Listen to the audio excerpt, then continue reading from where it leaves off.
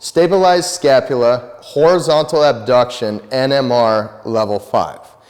In this exercise, we're going to progress from levels 1 through 4, which were on the table, into a standing position using cables or a band crosswise.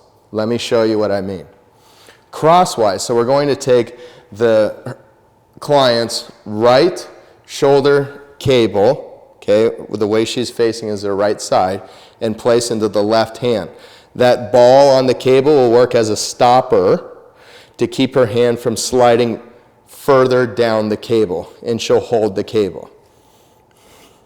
The opposing side will, of course, go into the other hand. So now one hand is lower than the other because, of course, the cable position, one has to go below the other. The cables will stay very close together, but training your arms like this, one will have a slightly different stimulus than the other side. So it's important when you do this exercise, the next set or halfway through the reps, you would switch, let go for a second, and you would put the other side on the top and the other side below. So you can do it mid-set, half the reps, or just a whole set with one on top and the whole set with the other one on top. So let's go ahead with this here. Good. Okay, so the position for the exercise is going to be with feet about shoulder width apart, knees slightly bent. Pelvis will be in a neutral pelvic position.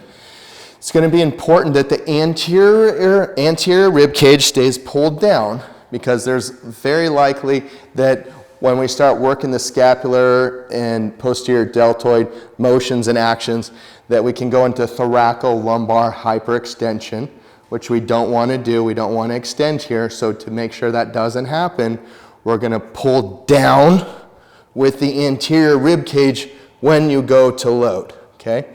So, and then the other thing is we're going to want to make sure the head stays centered over the shoulders, so that when Caitlin goes to pull, when you go to do this exercise, you're not sticking your head forward like a chicken, okay?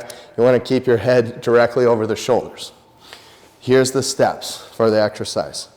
First, we'll start in a scapular protracted position. Step 1 is to go into scapular stabilization position, retraction, depression, scapular external rotation. Again, making sure that the anterior rib cage stays down. Step 2 is going to be to bring those arms all the way back into horizontal abduction.